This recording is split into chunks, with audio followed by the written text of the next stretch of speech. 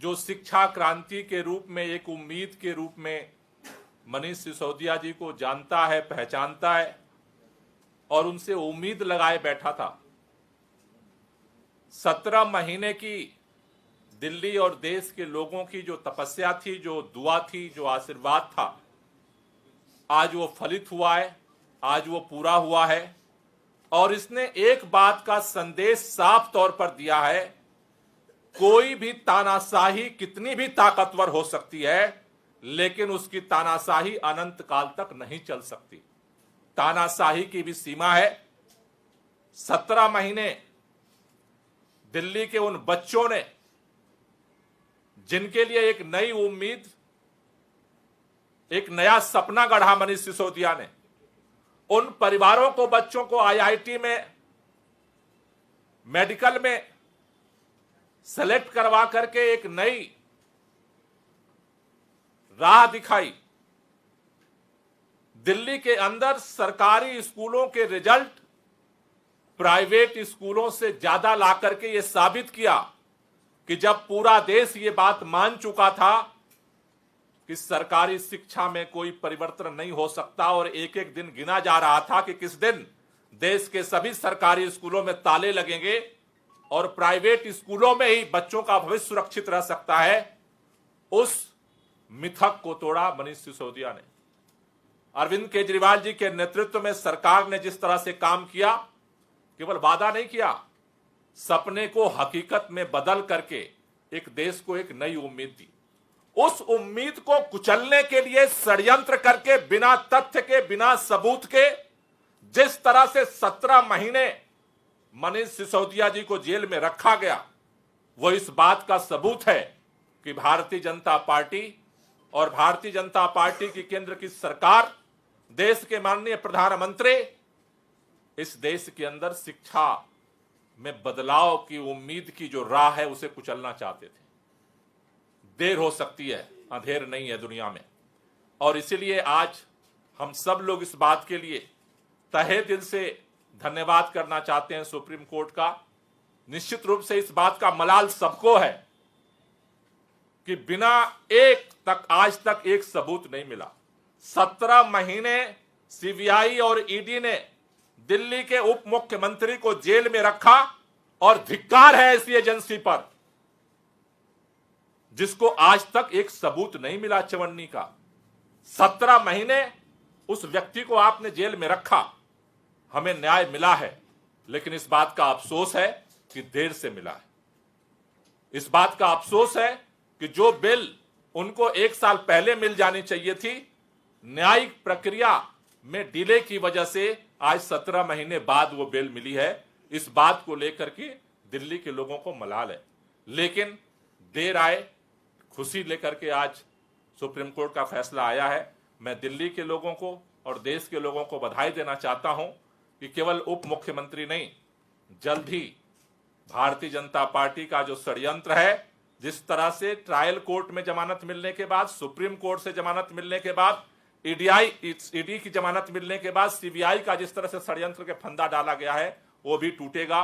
जल्द ही अरविंद केजरीवाल जी, दिल्ली के मुख्यमंत्री, भी बाहर आएंगे, हमारे सत्येंद्र जैन भी बाहर आएंगे और निश्चित रूप से ये मनीष सिसोदिया जी की जमानत, उसके पहले संजय सिंह जी की जमानत और आगामी दिनों में जल्द ही सभी नेताओं की जमानत इस बात का प्रमाण है कि तानाशाही कितनी भी ताकतवर हो सकती है, लेकिन उसका अंत जरूर होगा। मैं संजय जी से चाहूंगा कि अपनी बात।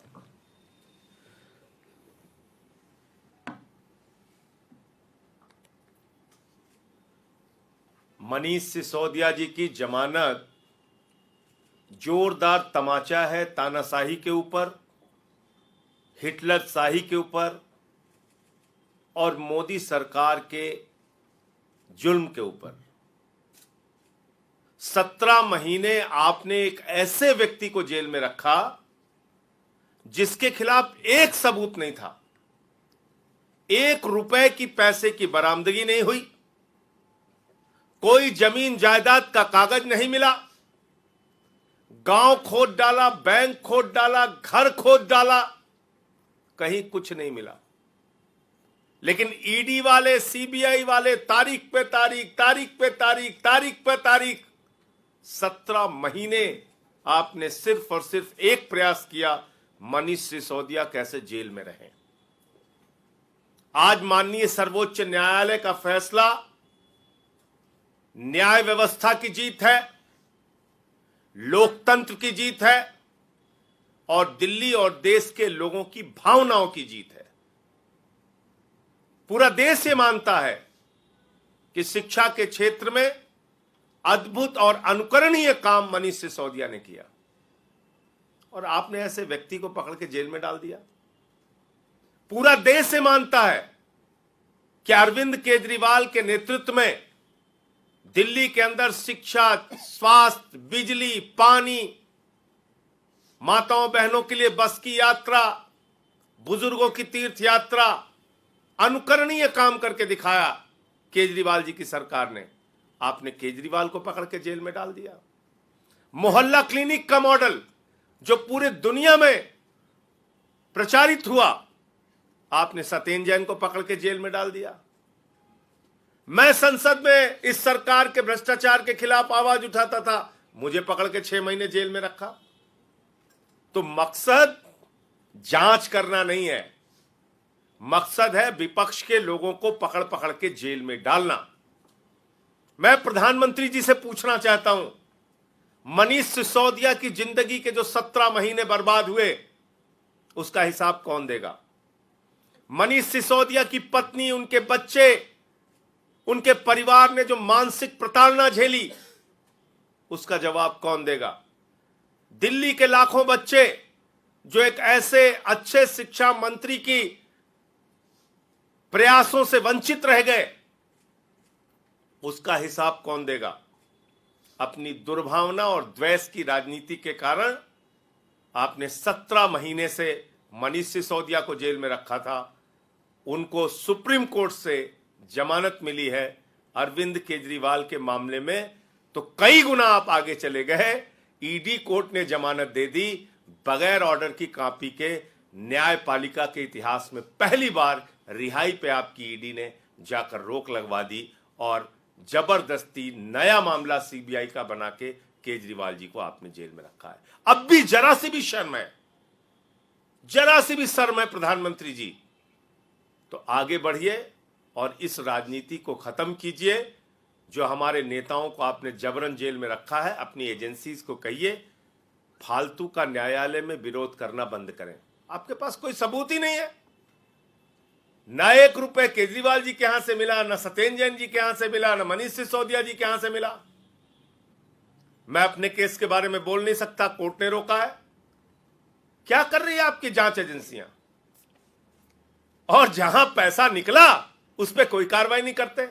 60 करोड़ रुपए की रिश्वत, मैं फिर दोहरा रहा हूं, भारतीय जनता पार्टी ने शराब घोटाले किए हैं और भारतीय जनता पार्टी ने 60 करोड़ रुपए की रिश्वत शरद चंद्र रेड्डी से ली है। उनके नेताओं से कोई पूछताछ हुई? इलेक्टोरल बॉन्ड का सीधा पैसा पकड़ा गया बीजेपी के पास, उसके बाद उसकी रिहाई हुई है। तो भारतीय जनता पार्टी इस देश की सबसे भ्रष्ट, बेईमान, इलेक्टोरल बॉन्ड के जरिए रिश्वत खाने वाली घोषित पार्टी है। आम आदमी पार्टी ने हमेशा ईमानदारी और सच्चाई के रास्ते पर चलने का काम किया है। अरविंद केजरीवाल, मनीष सिसोदिया, सत्येंद्र जैन, जिनको भी जेल में रखा गया, सिर्फ और सिर्फ दुर्भावना और बदले की राजनीति के कारण। भारतीय जनता पार्टी वो पार्टी है जो घृणा, नफरत, द्वेष, झगड़े, लड़ाई, दंगे, फसाद, इसमें यकीन रखती है। उसको किसी का विकास नहीं करना है, उसको देश को आगे लेके नहीं जाना है। मैं फिर दोहरा रहा हूं, मनीष सिसोदिया के इस जमानत से पूरे देश के लोगों में, आम आदमी पार्टी के कार्यकर्ताओं में जबरदस्त उत्साह है और आने वाले चुनावों में भी इसका बहुत बड़ा फायदा आम आदमी पार्टी को मिलेगा। जल्दी हमारे नेता और पार्टी के मुखिया अरविंद केजरीवाल जी बाहर आएंगे, सत्येंद्र जैन जी भी बाहर आएंगे। ये राजनीति नफरत वाली थोड़े दिन तो चल सकती है, लेकिन इसको इस देश के लोग, दिल्ली के लोग पराजित करेंगे। सौरभ भाई।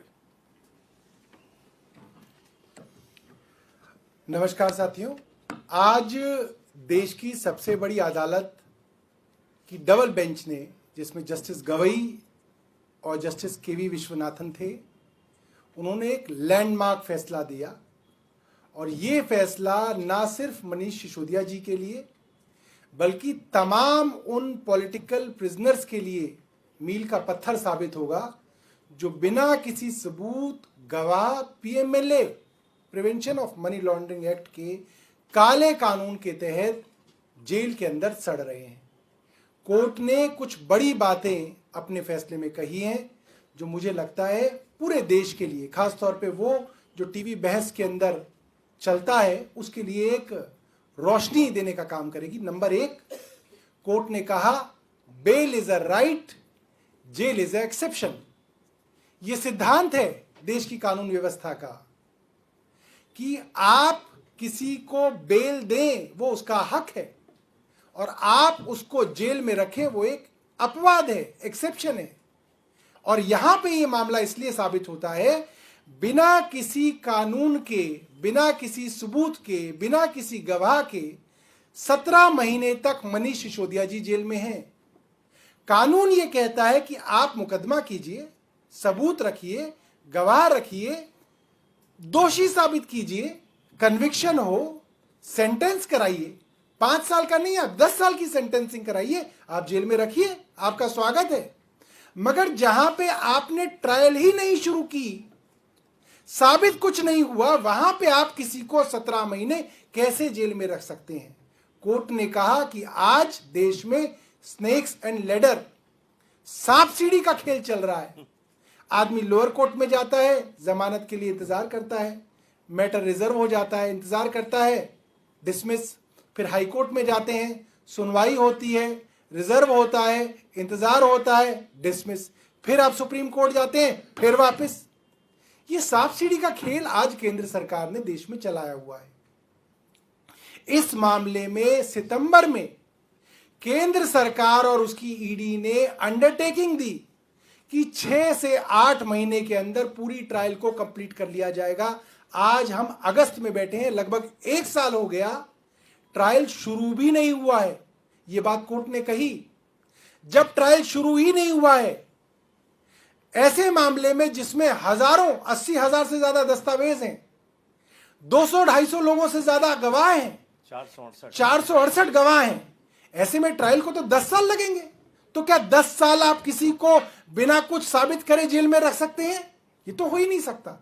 कोर्ट ने एक और महत्वपूर्ण बात की लोअर जुडिशरी के बारे में, ट्रायल कोर्ट्स और हाई कोर्ट्स के बारे में, कि जब सुप्रीम कोर्ट ने साफ तौर पे कह दिया कि 6 से 8 महीने के अंदर ट्रायल खत्म ना हो तो इनकी जो जमानत है उसको कंसिडर किया जाए, उसके बावजूद लोअर कोर्ट और हाई कोर्ट जो है जमानत देने में हिचकिचा रहे हैं, जिसकी वजह से सुप्रीम कोर्ट के अंदर हर बेल की एप्लीकेशन जाके लंबित हो रही है और सुप्रीम कोर्ट के अंदर ये मामले जो है पेंडिंग जा रहे हैं। सुप्रीम कोर्ट के ऊपर जो है इसका दबाव बन रहा है, जो कि गलत है। एक और बात सुप्रीम कोर्ट ने कही, जब सुप्रीम कोर्ट उठ रहा था तो अभिषेक मनु सिंघवी जी ने मुस्कुरा के कहा, थैंक यू माय लॉर्ड। 6 तारीख को मामला रिजर्व हुआ, 9 तारीख को आपने सुना दिया, स्पीडी फैसला आया। और जस्टिस गवई ने मुस्कुरा के कहा, it is a matter of someone's personal liberty, every day counts. कितनी बड़ी बात देश की सबसे बड़ी अदालत ने कही कि जहां बेल का मामला है, एक एक दिन एक बेगुनाह जिसके ऊपर गुनाह साबित नहीं हुआ वो जेल में है, उसकी पर्सनल लिबर्टी है, जो हमारे कॉन्स्टिट्यूशन के अंदर आर्टिकल 29, 21 के अंदर अंकित है, पर्सनल लिबर्टी, जिसकी वजह से bail is a matter of right. क्या यह बात हमारे हाई कोर्ट नहीं समझते, हमारे ट्रायल कोर्ट नहीं समझते, जहां पे मैटर्स को, खास तौर पे बेल के मैटर्स को रिजर्व करके हफ्तों तक जो है कोर्ट उसके ऊपर बैठ जाती है, महीनों तक बैठ जाती है बेल के मामले में। यह एक बहुत बड़ी टिप्पणी है हमारे जुडिशियल सिस्टम पे, खास तौर पे हाई कोर्ट और ट्रायल कोर्ट के मामलों में, कि इसके अंदर कोर्ट्स हिचकिचा रहे हैं, बेल नहीं दे रहे हैं, सब फैसले सुप्रीम कोर्ट के पास जाके लंबित हो रहे हैं और अंततः सुप्रीम कोर्ट को बेल देनी पड़ रही है। एक और विषय जो बहुत जरूरी है वो ये है, केंद्र सरकार ने आखिरी में भी यह कोशिश की कि मनीष सिसोदिया जी जब रिहा हो रहे हैं तो उनके ऊपर कुछ बेल की कंडीशंस लगा दी जाएं, जैसे माननीय मुख्यमंत्री जी के ऊपर लगाई गई थी। मगर कोर्ट ने ये बात बिल्कुल साफ की, और ये बहुत बहुत जाहिर सी बात है। एक आदमी अगर कोई भी काम करता था, कोई बिजनेस करता था, कोई नौकरी करता था, अगर आप उसको बेल पे बाहर जोड़ रहे हैं तो क्या फिर वो नौकरी बंद कर देगा, वो अपना काम बंद कर देगा, वो घर में बैठ जाएगा? ऐसा कैसे कर सकते हो आप? कोर्ट ने कहा कि जो वो कर रहे थे उसके ऊपर, उनके ऊपर कोई बंदिश नहीं है, कोई कंडीशन नहीं है। सिर्फ सोमवार को और बृहस्पतिवार को उनको थाने में जाके हाजिरी लगा के बताना है कि मैं उपलब्ध हूं। ऐसे लोग, चाहे वो संजय सिंह हो, चाहे वो मनीष सिसोदिया हो, इनको ट्रायल के चलते जेल में रखना सीधा सीधा अन्याय है। क्यों? जेल में रखने का सिर्फ एक कारण है कि आप कहीं ट्रायल से भाग ना जाएं। मगर मनीष जी जैसे लोग, संजय सिंह जी जैसे लोग, जिनकी रूट्स है सोसाइटी में, जो चुने हुए विधायक हैं, मंत्री हैं, सांसद हैं, वो कैसे ट्रायल से भाग जाएंगे?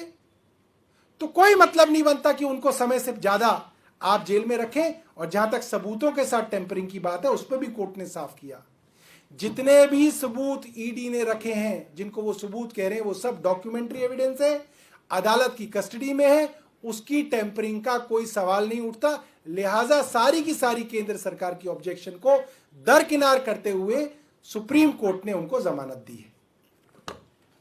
राष्ट्रीय सचिव पंकज गुप्ता जी।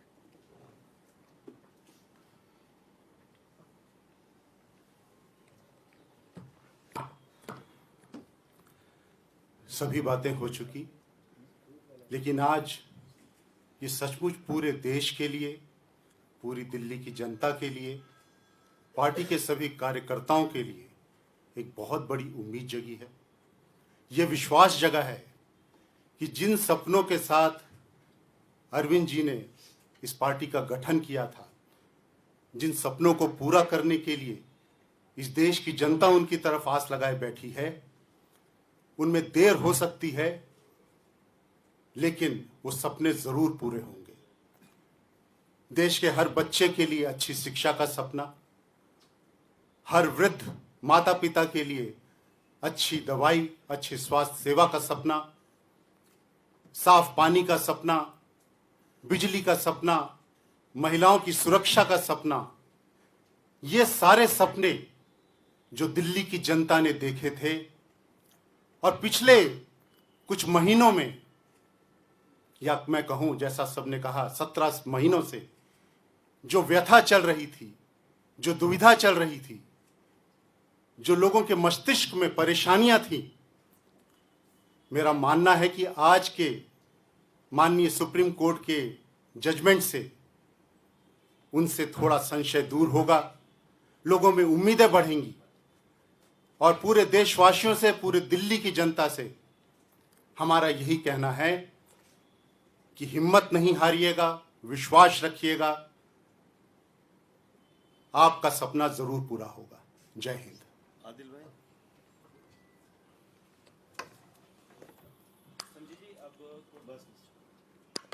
सभी बातें हमारे सारे वरिष्ठ नेताओं ने कह दी हैं। मैं सिर्फ इतना कहना चाहता हूं कि भारतीय जनता पार्टी के कार्यालय में बैठकर लिखी गई एक साजिश आज सबके सामने आ चुकी है। ये एक तथाकथित शराब घोटाला जो भारतीय जनता पार्टी के कार्यालय में बैठकर लिखा गया था, आज उसका सच जनता के सामने है। मैं पूरी दिल्ली की तरफ से, पूरे देश की जनता की तरफ से माननीय सुप्रीम कोर्ट का धन्यवाद करना चाहता हूं। आज हम सारे लोग अपने नेता मनीष सिसोदिया जी के स्वागत की तैयारी कर रहे हैं। पूरी दिल्ली और पूरा देश उनके स्वागत की तैयारी कर रहा है और बहुत ही जल्द हमारे नेता और दिल्ली के लोकप्रिय मुख्यमंत्री आदरणीय अरविंद केजरीवाल जी और सत्येंद्र जैन जी भी जेल की सलाखों से बाहर होंगे। एक बार पुनः आप सबको बहुत बहुत बधाई। संजय जी, क्योंकि कोर्ट ने कोई कंडीशन ऐसी लगाई नहीं आपके मुताबिक, तो जिस रूप में मनीष सिसोदिया गए थे, उनकी गिरफ्तारी हुई थी, तो वापस आके क्या दिल्ली सरकार में वही जिम्मेदारी उनको दी जाएंगी? देखिए, पहले जेल से बाहर आएंगे, आगे कैसे क्या करना है वो निर्णय जब होगा तो आपको जानकारी देंगे। अभी तो हम सब के लिए ये बहुत खुशी का क्षण है, उनके परिवार के लिए, एक एक पार्टी के कार्यकर्ता के लिए। तो हम जेल से वो रिहा हों, उनके स्वागत की तैयारी में हैं।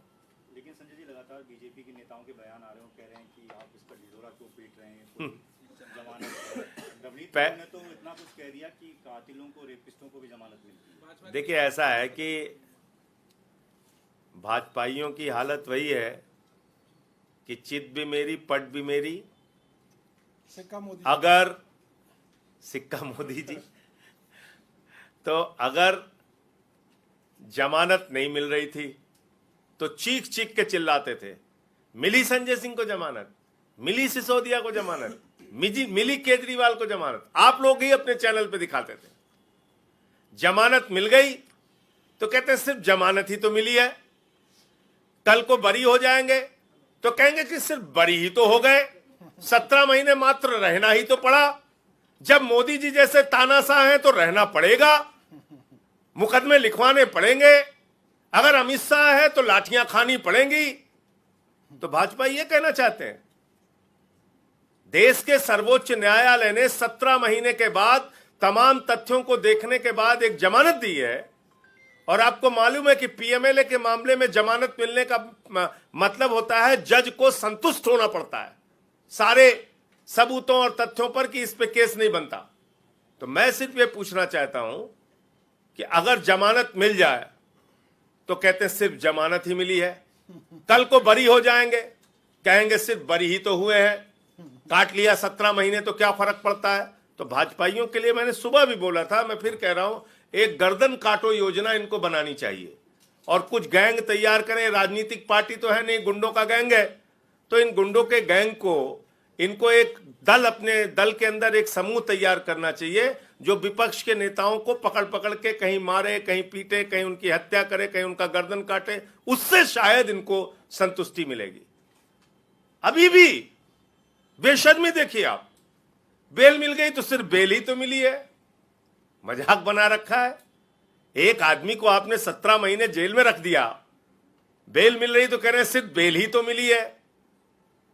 जितने चोर और बेईमान पूरे देश के हैं, जिनकी अंतर्राष्ट्रीय ख्याति है भ्रष्टाचार में, सब आज मोदी जी के साथ खड़े हैं, सब के सब, एक एक करके, महाराष्ट्र से लेकर और आसाम तक। कल अभी मैंने खोला पार्लियामेंट के अंदर इनकी असलियत, 43 कंपनियों का 3.5 लाख करोड़ रुपए इन लोगों ने माफ किया है।